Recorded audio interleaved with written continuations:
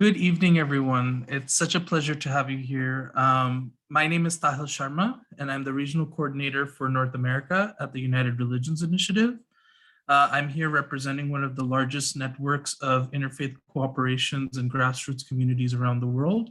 And it's my pleasure to be able to welcome you all today to this first panel of Building the World House, Centering Black Voices. It's been a privilege to be able to work on this series with Reverend Dr. Xander Wagner, who's the Interfaith Chaplain at the University of Laverne, as well as partnering organizations like the Interfaith Youth Corps and the Episcopal Diocese of Los Angeles. So to open everyone into this space today, I'd like to read a paragraph from one of the many essays and writings of Dr. Martin Luther King Jr. called The World House, which this series is based on. Some years ago, a famous novelist died.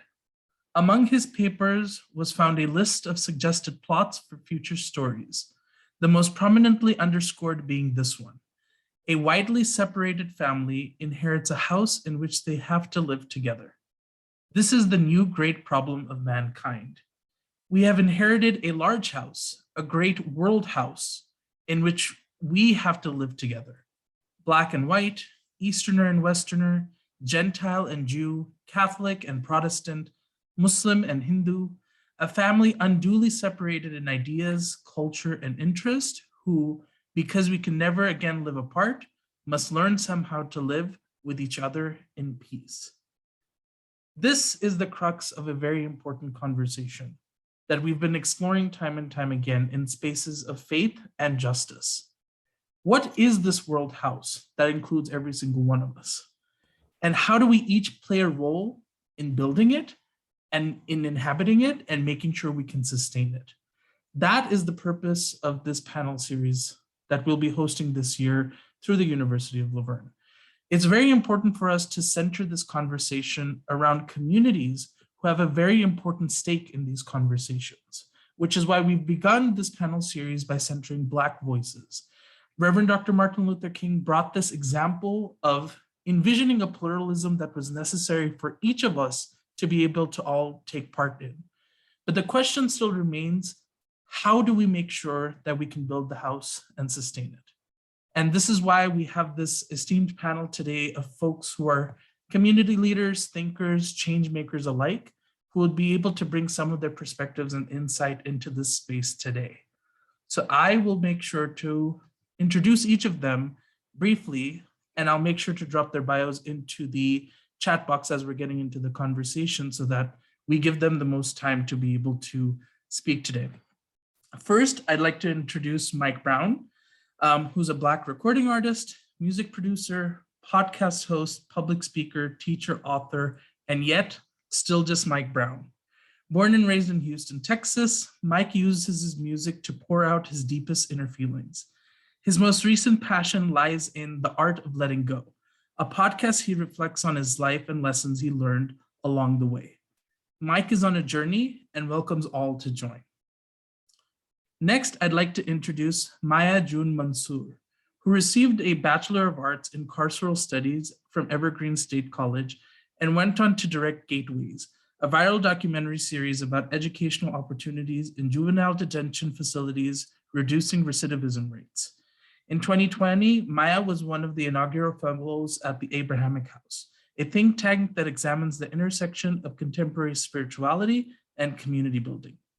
Maya also serves as one of the co-founders of the Black Image Center, a group of Black young image makers working to redistribute photographic resources and job opportunities to Black creatives in Los Angeles. And finally, I'd like to introduce Reverend Dr. Richard Rose, who's an ordained elder in the African Methodist Episcopal Church. He is currently an assistant minister at Bethel AME Church in Monrovia, California. Dr. Rose serves as the chair of the Religion and Philosophy Department at the University of Laverne and as program director for the Ecumenical Center for Black Church Studies. He also serves as one of the co-chairs for the Southern California Committee for the Parliament of the World's Religions. I welcome each of you into this space today and honor you with deep bows and deep appreciation for taking part in this beginning and very important dialogue. And the best way to start a dialogue is by asking you the basic question: what is your story? What are the identities and experiences that inform your life and the way that you navigate this world? I'll pass it on to Dr. Rose first. Well, thank you so very, very much, Tehil, for this opportunity to share. I think it is a wonderful opportunity for us to make a contribution to this world house that it is so important that we build today. And so as a minister, I'm going to start my reflection with a passage of scripture. It's taken from the Gospel according to John, the 14th chapter and the 2nd verse, where it reads, "In my Father's house are many mansions. If it were not so, I would have told you. I go to prepare a place for you."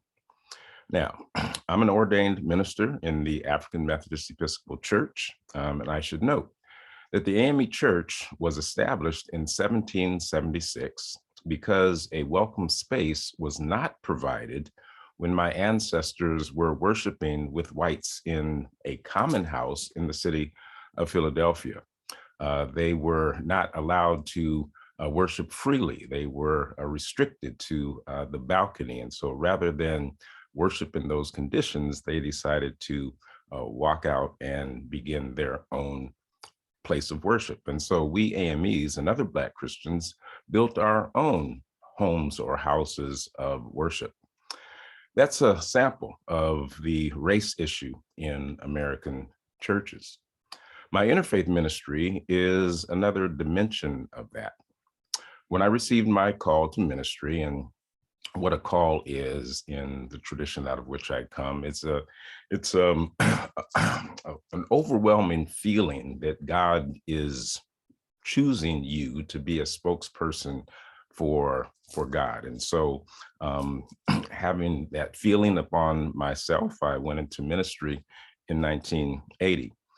The first question I had of God was, would you, God, love me or have shown the same love and grace that I had seen in my life if I had been born in India?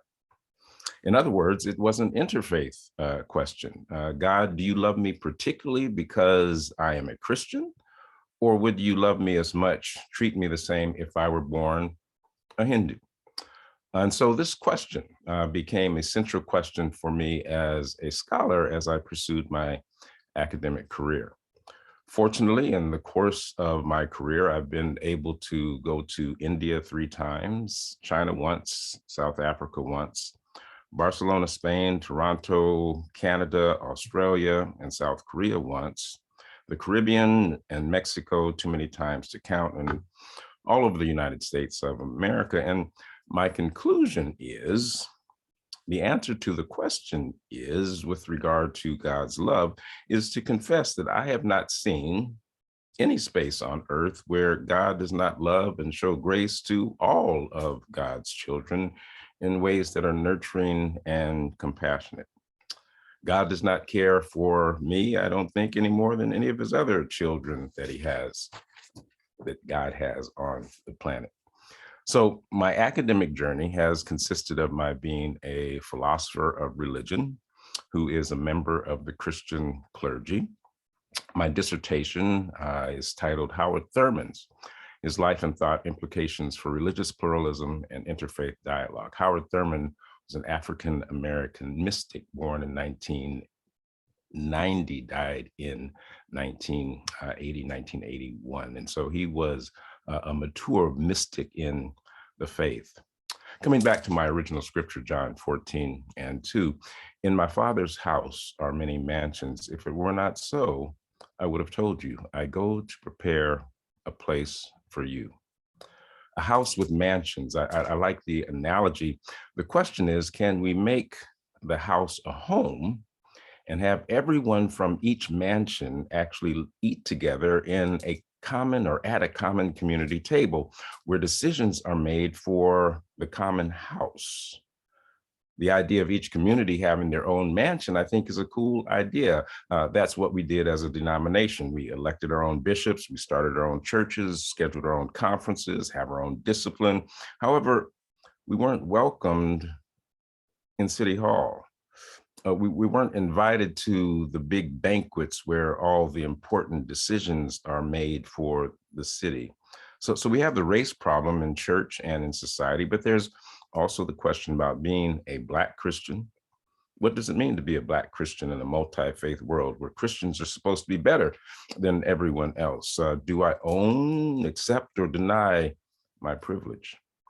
I quickly realized I had to drop everything I may have thought I knew and go to school all over again. I had to go to God's school, and I'm still in school, God's school, seeking to be directed by God's Spirit. We should note that I'd be willing to call that Spirit many things, even nature, which speaks to what the Indigenous people of the world can teach us about our house or our home. And yes, home is different than house. I'll stop there. Thank you, Dr. Rose. Maya, would you like to go next? Sure, I can go next. Thank you so much for holding this space, Sahil. Yeah, what a great question to start off with. So my name is Maya Mansour, and I'm originally from Nashville, Tennessee, and I currently live in Los Angeles, but right now I'm calling in from Mexico City.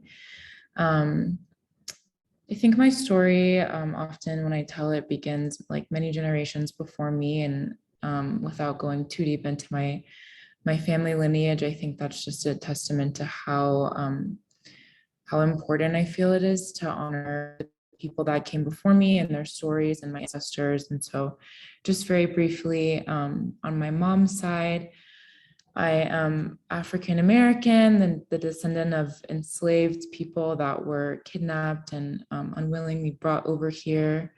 I'm Southern. And on my dad's side, I'm from the Middle East, many different places or countries, new countries that have been made in my lifetime, my parents' lifetime, my grandparents' lifetime. And so really, being born into these intersections of being Black and Middle Eastern in the American South, along with being Baha'i, which is a religion that you may or may not be familiar with. Just really briefly, Baha'is believe that all religions come from one divine source, and that God is kind of telling his story or revealing himself through many different people or different manifestations, and that no one manifestation is more valid than another. And so I think a lot of my personal spirituality and my spiritual journey has been really really marked by being a lot of different things that make people raise their eyebrows, or maybe that they've never heard of before, or they've never seen this particular combination or this intersection. And so maybe when I was younger, feeling a little bit lonely sitting at that intersection, but as I grow older, really finding strength in the uniqueness of it. So yeah. Awesome. Thank you for sharing that, Maya. Mike, please. Good evening, everybody. My name is Mike Brown, and I am from Houston, Texas. I come from parents who were Catholic and Baptist, and I grew up in a Methodist church, like a Houston mega church. And it didn't speak to me growing up. I just didn't feel connected to the experience because it felt like a show. So when I got to college, I went to a historically Black college, Xavier in New Orleans, and it's a Catholic school. And because I was at a Catholic school, I started going to Catholic church. And it was very peaceful. I didn't really get much out of the messaging, but the experience, I still felt the connection to God and just my spirituality, but I didn't all the way feel connected to the church. And I will say my journey probably transformed, as far as my spiritual journey transformed, around the time that I came out to my family and friends as being gay. And it was very challenging because for so long I believed that I would go to hell, God wouldn't accept me. And there were times that I remember clearly praying to God to not let me wake up in the morning, to if this was something that was wrong or something that I shouldn't be. And when I did actually express that to my family and my friends and realize I'm still here, it kind of pulled me away from religion and started to get me to focus on just my connection to God, and not necessarily, well, me feeling like I didn't need a middleman for me to have a direct connection. And I feel like that is what brought me here today.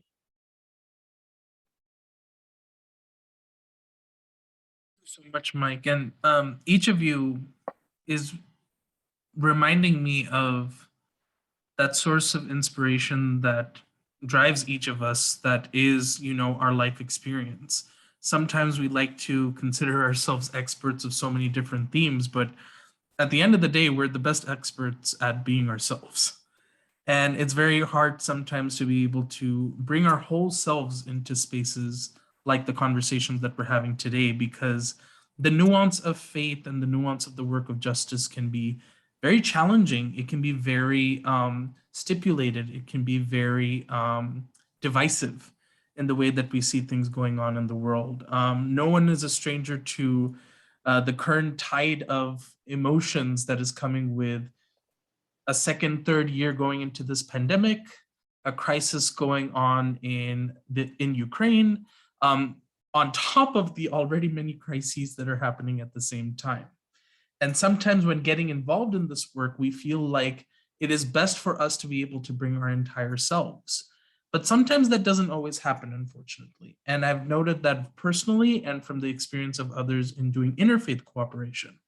So as each of you brings in your intersectional backgrounds with us, what challenges have you experienced in centering any of these identities in spaces of faith or in spaces of doing the work of justice? And I leave it to whoever would like to answer that question first.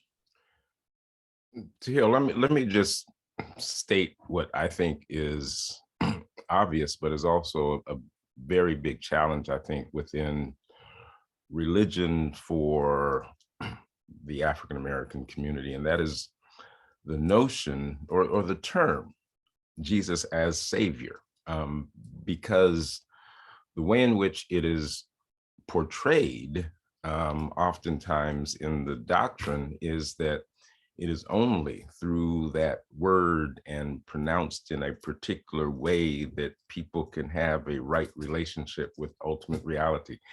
And that's been ingrained in our culture for a couple of hundred years, with slight nuances. But the major churches have bought into that narrative in such a way that I think it ostracizes a lot of us within our own community, and that's a challenge.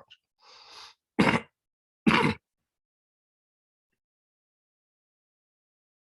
you for that. Mike, Maya, either of you? If you'd like to respond to Dr. Rose or bring in your own insight.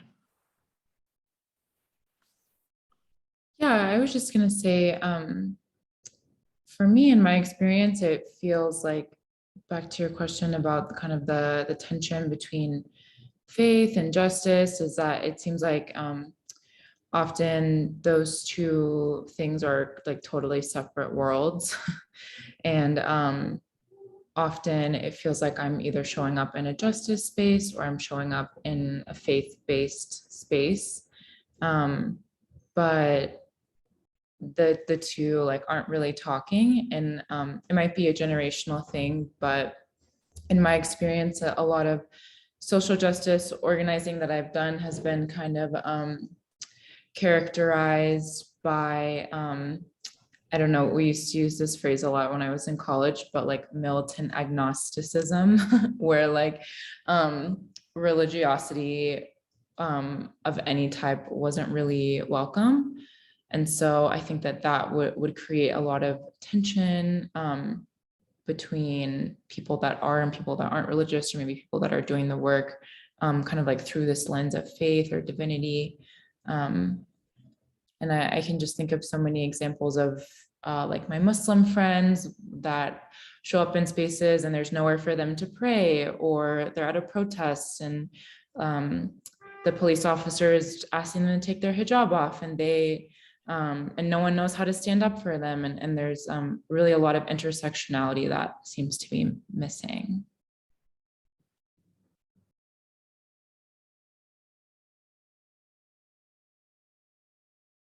Mike, did you want to say something? Yeah, I would say for me, they feel separate as well, justice and faith.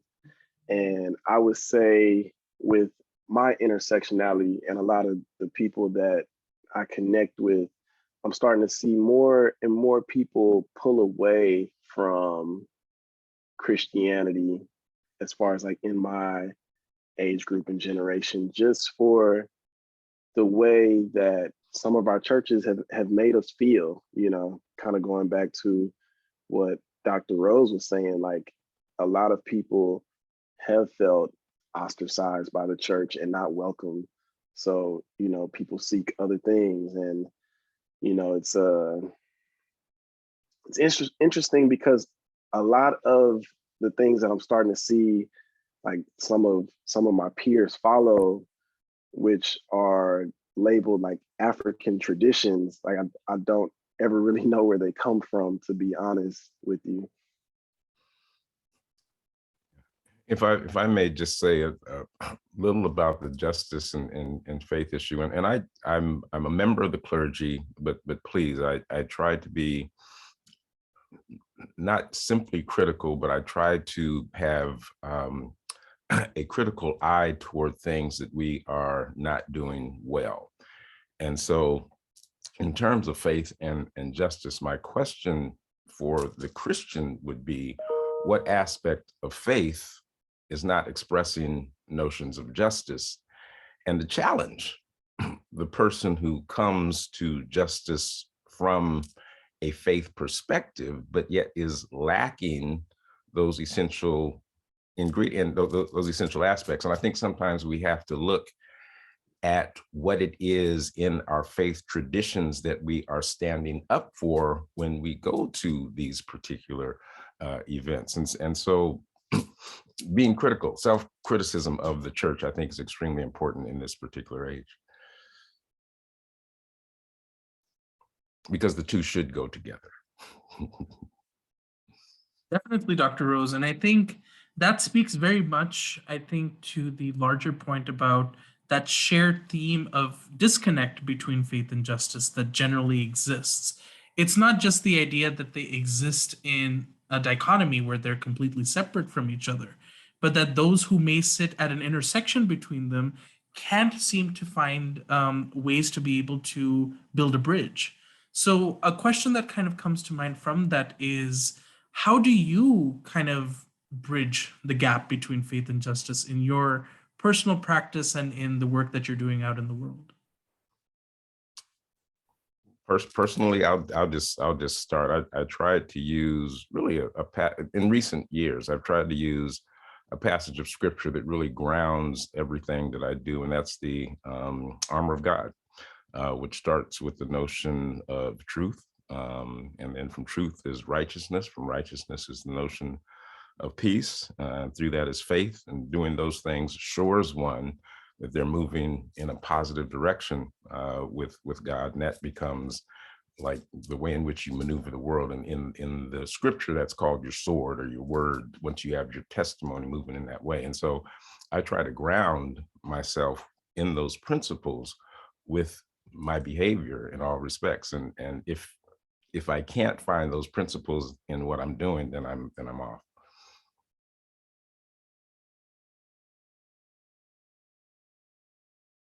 Mike or Maya?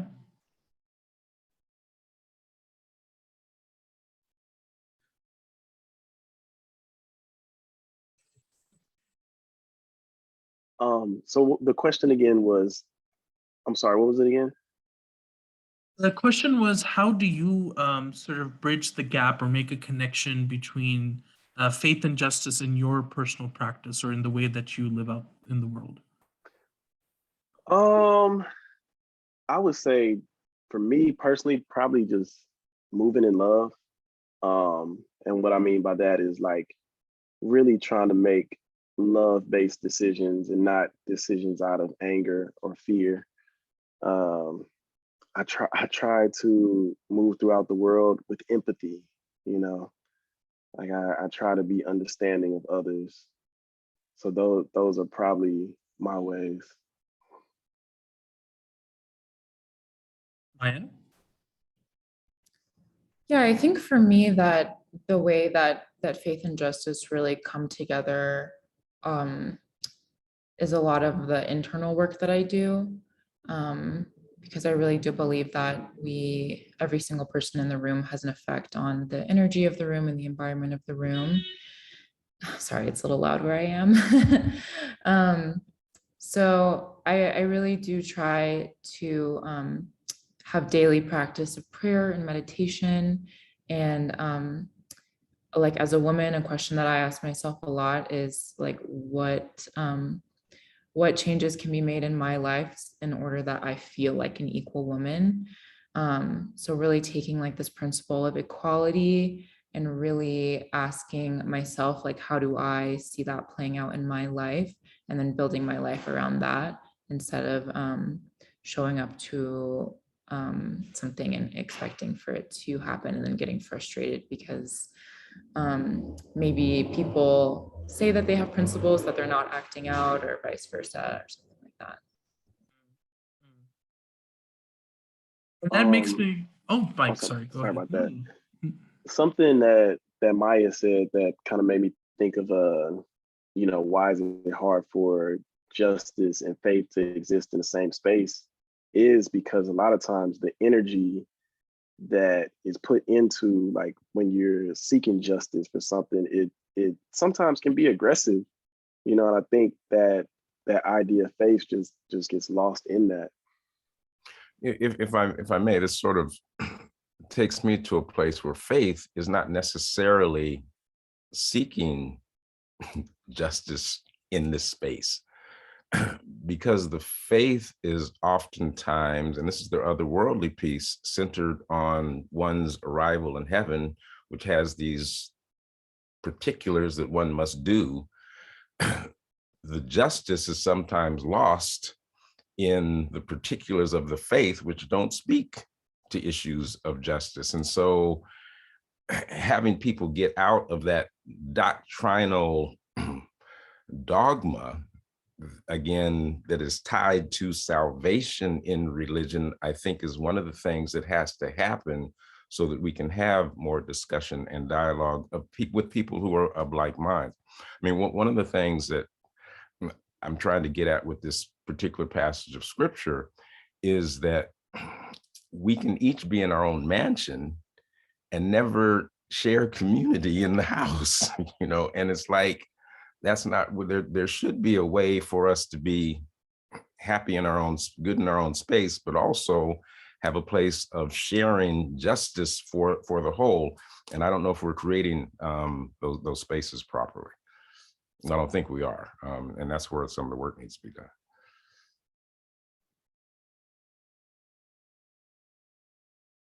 You know, that actually brings up a really important point to me about the different spaces that each of you works in. Maya and Mike, you work with specific types of media as an example. Dr. Rose, you work with academia and you work with congregations. So you sit in an interesting intersection. And it makes me kind of wonder from each of you, what does it mean to, you know, really engage the spaces that you work in while trying to remind people that your intersection is irreconcilable? Because oftentimes you each enter a space where you are with a community with fellow Black members. You are in a community where you are with your community of shared sexual orientation, shared passions, shared spaces, and shared minds. And the minute that they realize that there's another part of you that is not acceptable in the room, they want to reject you or have you check that identity at the door. How do you deal with those kinds of situations where you're held to an expectation because of a certain identity, but the minute another identity comes up that is counter to how you're supposed to live, that you have to then deal with pushback. I would say for me, that's not my problem. You know, when I walk into a room, you know, I do walk with faith and I show up as my full self. And yes, this is not something that came overnight. This is something that has taken a long time for me to get to. And being in this place, I would be not doing myself justice by, you know, weakening myself or, you know, not being my full self. So yeah, that's not something that I really feel like I fear too much going into a space, you know, and if I do get rejected, sometimes it feels like that's just not the space for me, you know, and it's their loss. I think for me, this question reminds me of this quote in the Baha'i writings that compares Black people specifically to the pupil of the eye of humanity. And it's this really lovely, powerful analogy that basically goes really deep into how the pupil of the eye functions as like the fountain of light for the body, and it's the first place that truth like is actually sensed in our body. It's the pupil of the eye. And so I think that for me that really I know I feel like this word is a little trite at this point, but feels very empowering in a way where if I know that my role is as one of the first, like the frontline workers of being a truth seeker, that if someone isn't exactly picking up what I'm putting down or if they're rejecting me, it's just an affirmation that I'm seeing something that they're not able to see yet. And I think that another thing, I can't remember who said it, but I was also reminded of another quote from the Baha'i writings that says that the most beloved in God's sight is justice. And so it's just like this really sweet imagery that justice is like beloved to God, and it's like God's favorite thing ever. And so I think that even though I think our society is really in its kind of infantile stages of understanding what the word justice even means, I think that it gives me solace to know that it is pleasing to God that we're asking these questions and we're inquiring about what justice is and how we can achieve it and how we can be part of justice. Tehil, thank you both for your responses. Tehil, your question kind of threw me for a second because I think I've come to reconcile within myself the tension such that I don't even notice the fact that a lot of church people question the academy because of its science and lack of faith, and a lot of faith people question well, faith people question the academy, and the academy questions people of faith. I get early in my career as an ordained minister, I did fear people recognizing that I am, in essence, a pluralist, which means that I acknowledge God having manifest itself in many ways throughout the world history. And so I feared that the higher ups in the church would have a problem with that and maybe even strip me of my ordination. And so early on, I found a couple of bishops who were in high ranking positions, shared my thoughts and so forth with them, got their endorsement of what I was doing, and sort of relaxed from that point forward.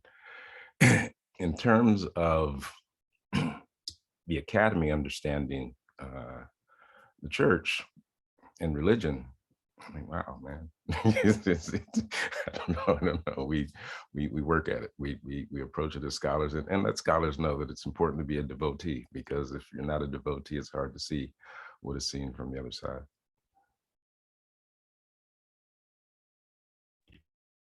There's a lot of richness, I think, to what each of you is bringing into the space right now. Mike, I think the kind of unapologetic nature to owning intersectionality is powerful, in that, if there are spaces that are intentional about excluding you, then you definitely want to make your presence known and your presence disappearing, while at the same time making sure that if there isn't space for you, that you make that space for yourself. I think that's an important lesson for people to learn today. From you, Maya, I think it's been significant getting to acknowledge that there is affirmation from tradition and scripture, that there is humanity, that there is a right to exist, that there is dignity. And I think the imagery that Baha'u'llah and so many of the Baha'i writings offers is very central to, I think, how not just the Baha'i community offers themselves to the world, but also is a deep reflection how, like, scripture and faith, when it affirms your existence, can be a very beautiful thing, especially when it is written right there. And I think too much of what you've offered, Dr. Rose, when you are the person that has to kind of remind people that there's beauty in the sacredness and there's beauty in skepticism, that it's so important that we make sure that we have a healthy relationship between those things, because it continues to be a challenge every day to make sense of why we can't actually have a beautiful intersectional relationship between faith and justice. And to remind people in the room, faith is not just faith in God. Faith is in the beauty that's around you. Faith is in nature. Faith is in science. Faith is in all of those things that you still are wanting to learn more about. And your curiosity sometimes gets stumped when some questions remain unanswered. So that's definitely an important context to think about, because we know that for folks who are skeptical, who may be atheist, secular, humanist, and agnostic, we want to leave that room and space open for them to be able to be centered here today as well. So to contextualize some of this stuff, I think it's really important to think about some of the messaging that, once again, Dr. King kind of brought in with his work during the civil rights era of trying to establish this vision of pluralism through the world house. That, decades later, some of his colleagues like Reverend Jim Lawson and Clarence Jones have kind of reflected that in the modern work today for civil rights and for the rights of other people, that it's just not the same flavor of justice anymore, that we can't seem to get our act together when it comes to doing the work of justice. And I kind of want to make this a soapbox moment for each of you to really clearly address, like, a challenge or a complaint that you have about this work for justice. What is bothering you at the deepest part of your mind or heart about doing this work? Because I think it's important for people in the room to acknowledge that when your community is constantly in a state of chaos or suffering or pain, and you are not allowed to let out that honesty for others to be able to show solidarity properly, it's a disservice. So I kind of want to offer you each a soapbox to be able to voice that in the space today. I keep starting this thing off, but let me, but why break tradition? Give me your question again, Tia. What is it you're seeking to know here? So my straightforward question is, I'd like you to offer the space a complaint that you have about the work that you do for justice. And I got my thought back. Okay, Yeah, so okay, there's a sense in which each of us has a legitimate claim toward the issue that we are concerned about, and that is our right to be fully human in the space in which we occupy. But because we have so many different communities, what is needed to achieve that is different. And so consequently, finding solidarity for my cause becomes difficult because others have their cause as well that they're fighting for. And so while we're all seeking justice, I'm being beat down such that I can't help my brother over there or my sister over there because I got to deal with what's going on right here in my space.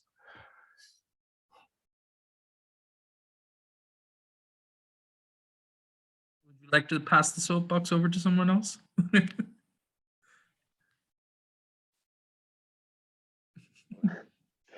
Um, I definitely agree with everything Dr. Rose just said.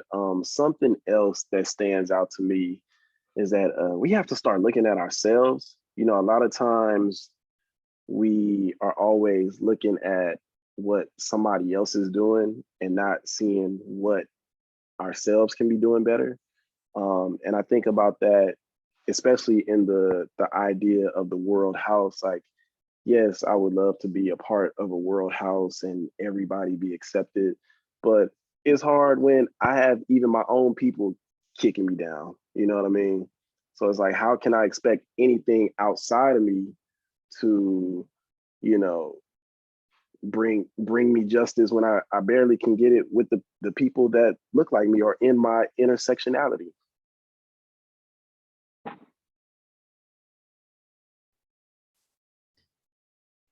Yeah, I think I really agree with what both of the other two panelists have said, and would like to add that it, for me, feels really frustrating how sensationalized it seems like Black struggle is, especially in America. And it feels really gross how that sensationalism is just heightened when someone dies, and how the ears kind of perk up when there's like a really gross demonstration of violence. And that's when people want to care. And then kind of once the sensation from that, or the shock value from someone's life being taken away from them, once that fades, then people kind of crawl back into their holes.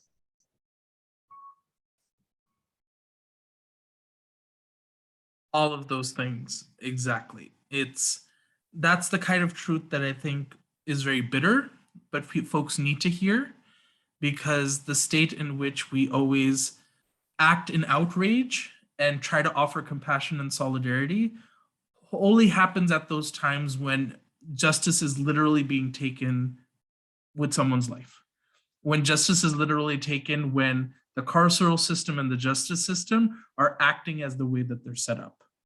And it does become a major call for us as allies in different spaces that we exist in, for us to stop actually behaving like allies and to engage in this work as accomplices. Because there's a privilege there that comes with allowing us to be able to leave the room and saying, oh, well, I don't have to identify with this experience anymore because I'm not there. So they're now back to being their community and they have to handle it.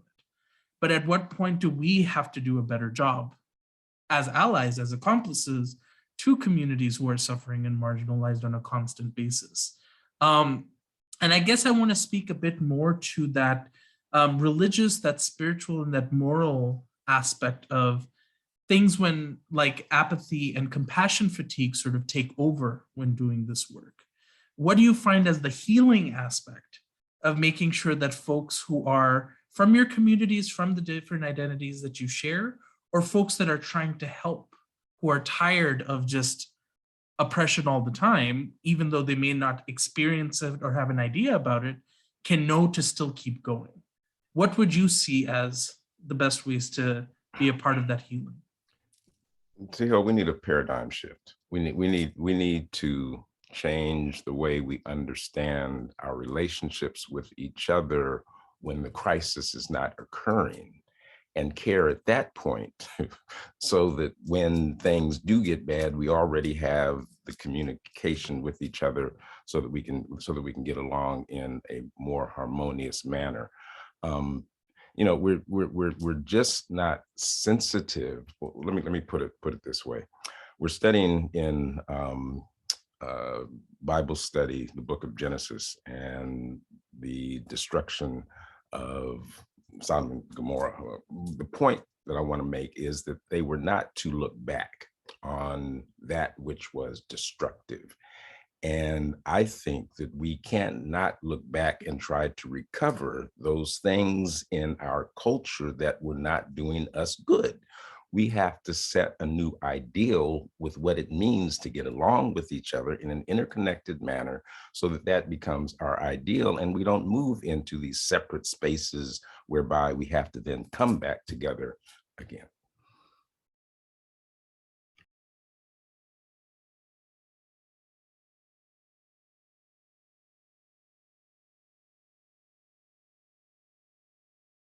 That's a lot to think about. A paradigm shift in a reality where a lot of shifts are happening at the same time. That's it's a challenge and a task that I think people have to acknowledge that they need to be participants in. Maya or Mike, did either of you want to add to that or bring in a different perspective of healing?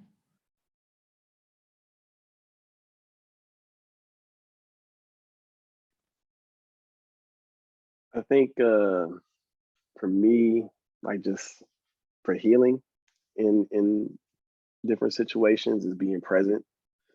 I will say, you know, when a lot of the stuff was happening during the pandemic, especially like, you know, with George Floyd and stuff like that, I had to take a pause and take a step back and really focus on myself. And you know, there were points where I felt a little guilt, like, well, am I doing work? Am I not? What am I doing? But you know, one thing I realized about this is like everybody has a different role that they play. And you know, I'm a creative person, I'm an expressive person. So that's my way of, you know, relieving my stress, getting it out. And it helps me, but I also see how it helps others as well. So it's like, you know, really tapping into what speaks to you, I think is helpful, and also being present.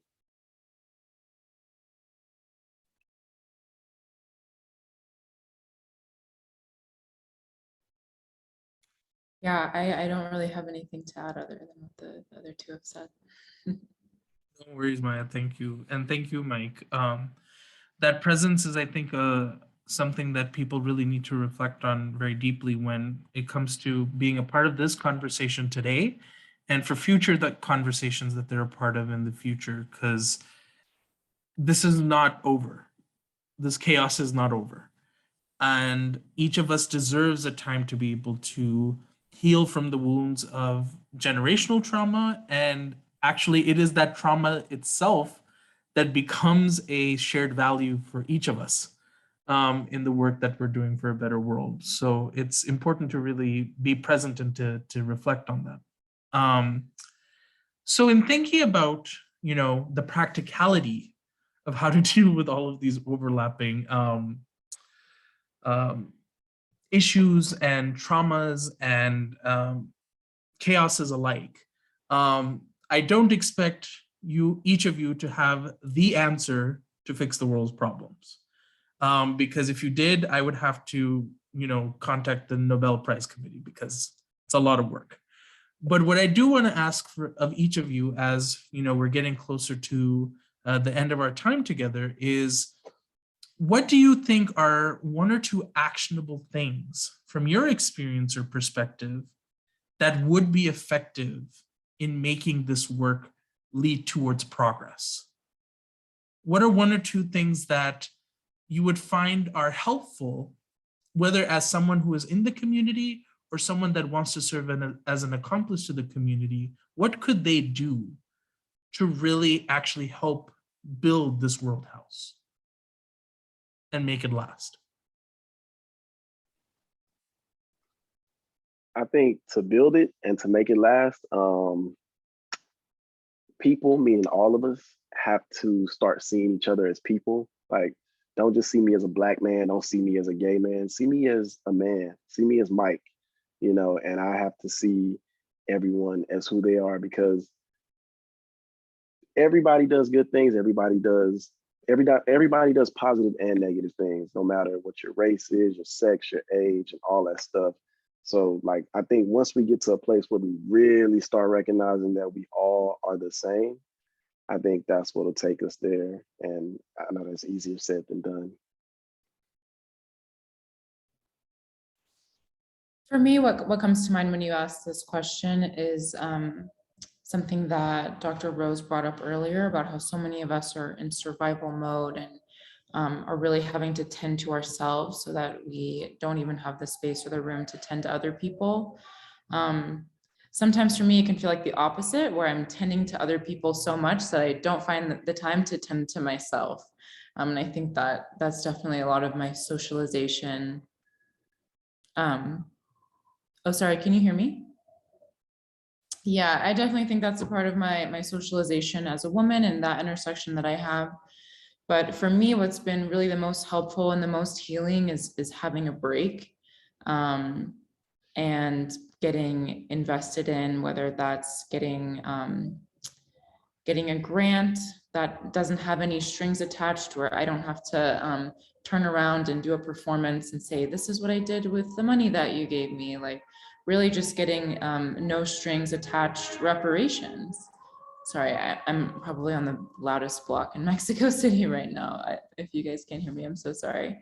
But yeah, I think to answer your question, like the most tangible, actionable items that I've experienced that have made me feel like I'm actually personally getting somewhere in my own like means of healing my intergenerational trauma, and really centering myself has just been being able to take a month off of work or to travel or to really be able to just sit with myself and not have to weigh other people's expectations of me. Thank you. Yeah, very, very challenging question, Teal. I think one of the things we need to do is as my fellow panelists are saying, is become more human with one another, and take time to understand the other, and that the other is not necessarily coming from where you are and doesn't think exactly as you do. One of the things that I'm finding in my conversations is that people will often shut off a conversation with another because they have the conversation in their head before and they know what the answers are going to be and don't even want to engage. That needs to, you need to at least be open to hear. Inviting the other to the table, I guess is what I'm saying, and not speaking or assuming that you know what is best for the other, but let the other say and speak for themselves. And so taking the time to really get to know where others are coming from, and entertaining their position in such a way that we can find common space. It takes time, and we don't have time, but we need to, I think they say in the Matrix, we need to make time in order to have time. So yeah. I have just immense gratitude for a lot of the perspectives, a lot of the truths that you're bringing into this space today, because it is an ongoing conversation about how things need to change. It's an ongoing conversation about how we deserve better. And I'm so thankful that I found the three right people for this space today who were able to bring some of that righteousness to the forefront. So I share a lot of gratitude on behalf of all of the organizations that are represented today. And I want to now turn it over to the folks who are in our Zoom room today. First, I would like to invite each of you to talk about a tangible lesson that you got from the room today. I think it's very important that you all leave with this good energy. It's always good to have this good energy, but don't let the energy dissipate just because you feel good after this panel. We want to know that you actually learned something from the panelists today, because they brought a lot of insight, a lot of experience, and a lot of perspective. So I hope that each of you writes a sentence or two about what that work has meant to you after hearing their perspectives. But second, we're now opening the floor to be able to allow people to ask questions. So if anyone would like to either drop a question in the chat or raise their hand or offer an emotion or a reaction so that we know you'd like to ask something of the panelists, we'd love for you to do that. So we want to make this as orderly as possible.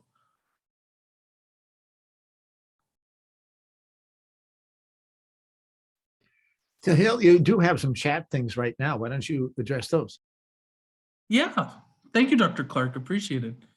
So in the chat, Wayne Nidoba reflects that they don't have a mic, so I'll be sharing some of what they have to say. But a point that they'd like to share is to understand our spiritual birth, which has instinct, our source of joy and wisdom, care with the dare, Look at the gynecology of Jesus to see his creation by the Holy Spirit. The Bible describes our spiritual characters through parables like 1 Corinthians 13 verses 13, which I'm not sure if that was correct, Wayne. I'm assuming that's a different number.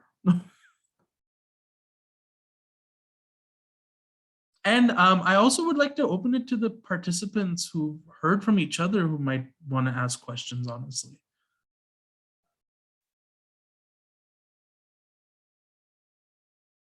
I don't really have a question, but I have something here on my wall, Wakanda, and I guess there's a sense in which that term does mean spirituality, and spirituality from an African diaspora, Pan-African perspective of some sort. And I guess I'd be interested in knowing what my fellow panelists think about that, because I've sort of seen it as a unifying term for the Black community.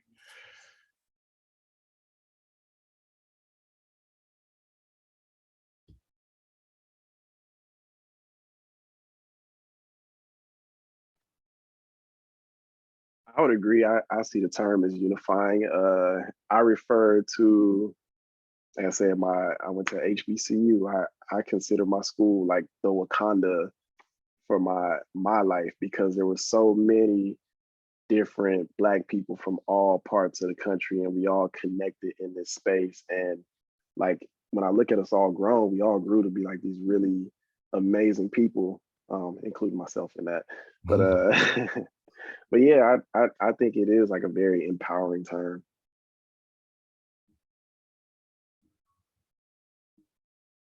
I guess I'm really only familiar with it from the Black Panther movie. So I'm Well, not so that's where it comes from. But Mhm. here in the States, a lot of us were, doing the Wakanda thing and so forth, regardless of the tradition out of which we have come after the film. And so there may be some potential unifying in that concept there for Pan-Africanism. I'm just kind of throwing it out there as a type of spirituality that may not have all the restrictions of traditional religion and that sort of thing.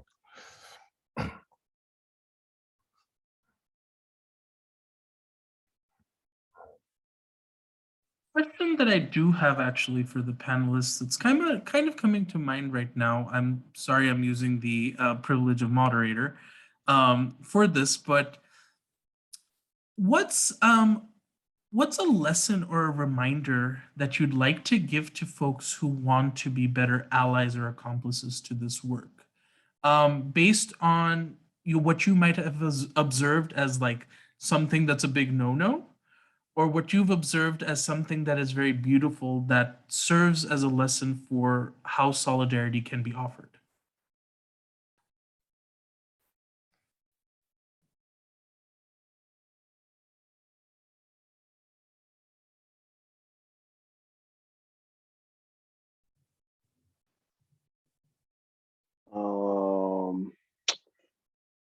I would say,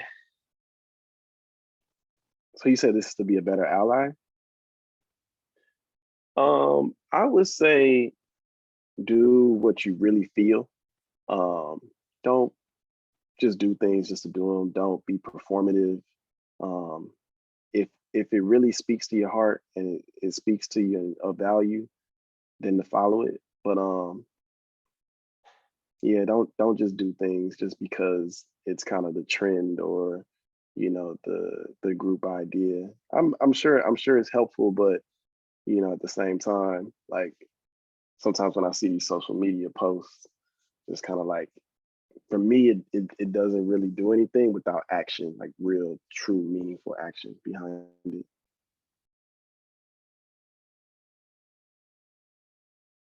I'm trying to get my mind around exactly which work you're referring to. We've got justice, we've got spirituality, we've got interfaith, we've got building the world house, building the space where everyone is welcome. Allies. I mean, again, just recognizing the interconnectedness of existence, the interconnectedness of being, the time that we're in terms of issues of sustainability, and how if we don't acknowledge our common ground, our commonality, we're in danger of not making it through this period of time in any way that is what I would call the promised land that many of us are seeking. We can't reach that if we don't change the way we are treating one another, and maybe that can help people to come together and become more cooperative.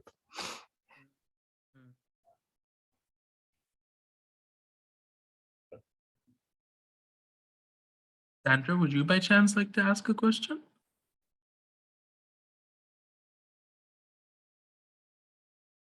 You know, the thing that keeps coming back to me, and I don't know if it's going to work around to a question, but I think I'll just say the thing, like when you said this tangible lesson, there was something really moving to me about Maya's quoting of Baha'i scripture. That, I mean, in and of itself, this concept of people of the eye is so incredibly beautiful. And thank you for sharing that. It moves me, even though it's not talking about me, right? It's very, so the thing that's very beautiful to me is not only the exact thing that you shared, and its application to the Black community, and it's also sort of moving from how a tradition, whether we're talking about a faith tradition or a philosophical background, let's use this to our best benefit. Where do we find in these philosophical and theological spaces this human long history to empower us and guide us and give us the tools we need in order to do this work of justice. So I guess I'm just sharing, I got moved, and that was really beautiful.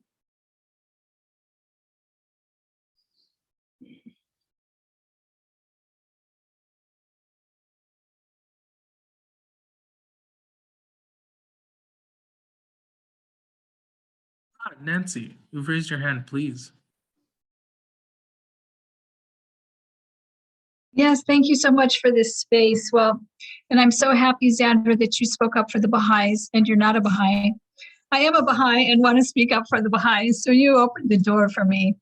But you know, the Baha'i writings say that the purpose of justice is the appearance of unity. So we cannot have this house without justice. So that's the first step before we can ever become a unified human family.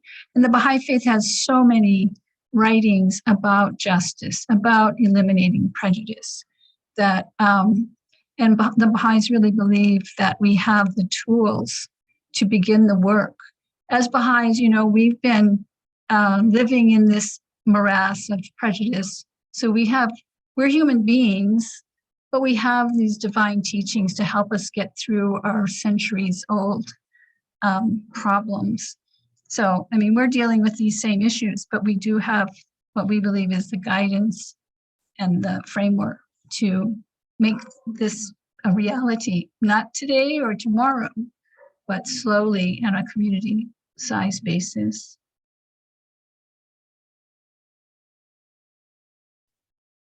Sharing that, Nancy. Appreciate it, and glad to have folks from the Baha'i community present outside of our speaker as well. Thank you, Tahil. Of course. We do just want to give, you know, another couple of minutes for you all to ask questions and share reflections in the chat. This is an opportunity for you all to engage in the space as well. So if we don't, that's totally okay also, then we can sort of close the space accordingly. So again, just extending that invitation.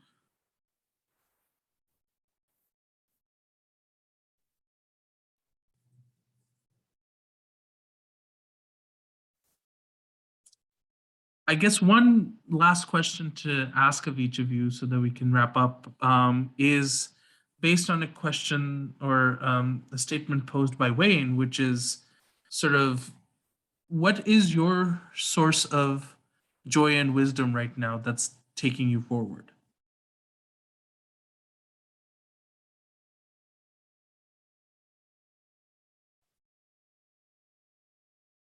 Okay, I'll go ahead and get it out.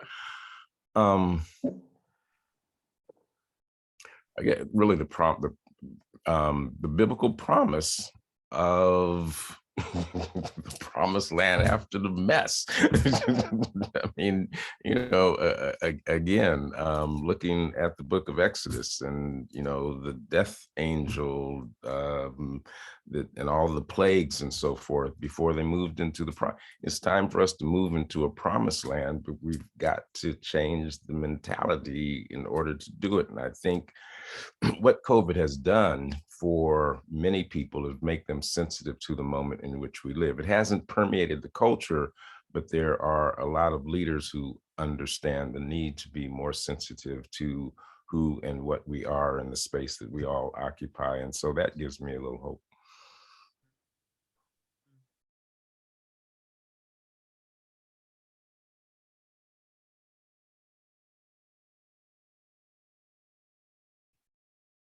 Maya?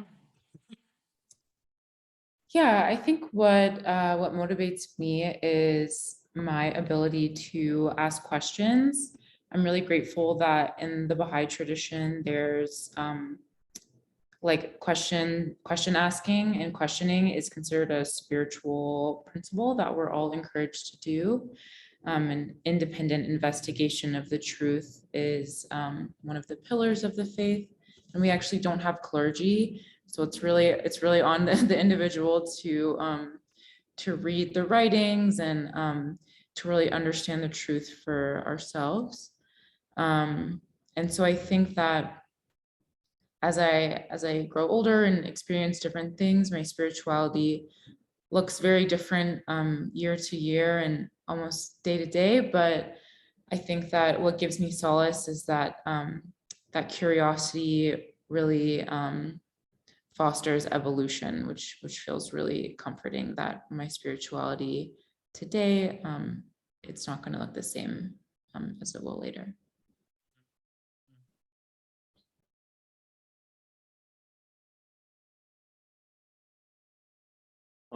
I would say what is keeping me like just moving forward in the journey is just being open to whatever life has to offer and trusting my feelings. For a long time, I second guessed myself a lot and I saw how it hindered me, but really being in tune with myself and being in tune with God and what is coming to me has really been granting me so much clarity and just keeping me moving forward. Tahil, my question would be to throw that question back on you. Tell us how you would answer that. Thank you, Dr. Clark. I guess I will answer that question. What gives me, I think, this source of joy is seeing that you're never alone in this work, as complicated and terrifying as it is.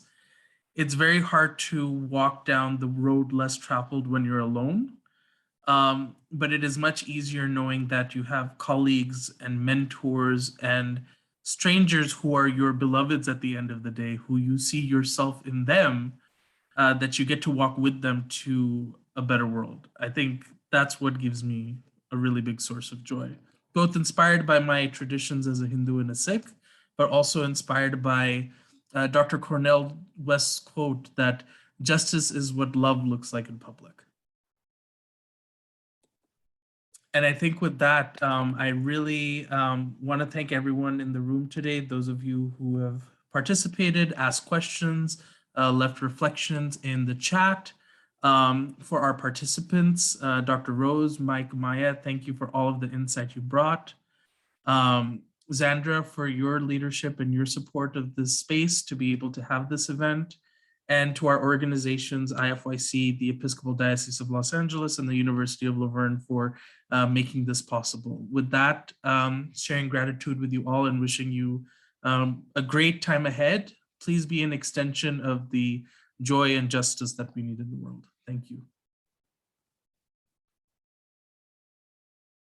Thank you, Tahil.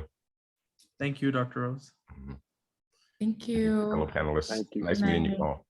Thank you Nice to meeting you you as all. well.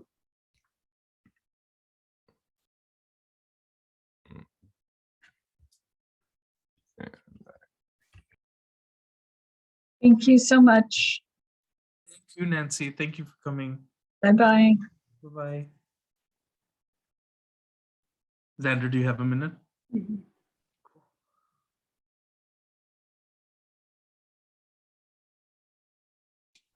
Thank you both for coming.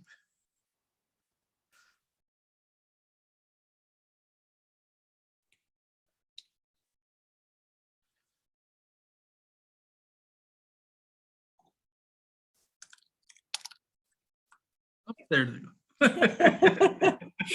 I've had to remove people before, sort of like, Yeah, that's all good. let me stop recording. Sure.